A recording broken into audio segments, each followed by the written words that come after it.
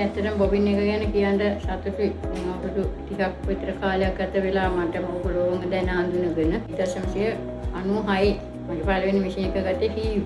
ඒකයි බොබින් පොඩි මේ නූල් තුනේ මේ ඕවර්ලොක් මැෂින් එකක් ගත්තා. ඒක නම් මාස 7 තාම තියෙන දැනුත් වැඩ කරනවා.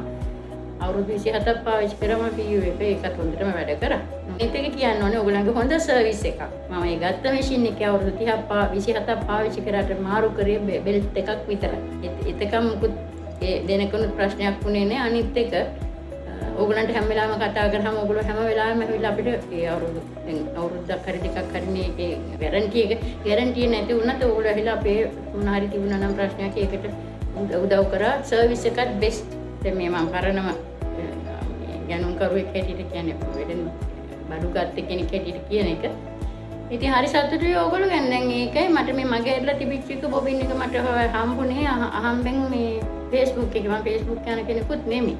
ඔය සිහින මහන කිව්වම මම නිකන් චුට්ටක් එක ගැන හොයලා වීම බොබින් දෙක. මම දුවේක කියන්නේ නම් දුවේ බලන්නකො බොබින් එක ආයින අපරාධි මට බොබින් එකට යන්න බැරුණානේ. මේ ඊට පස්සේ දැන් බැලුවම මේක ටිකක් ගිහින් බැලුවම ඉතින් මේ බොබ් ජෙට් ඉඳලා ටිකක් බැලුවම බොබින්ම තමයි. ඉතින් සතුටුයි.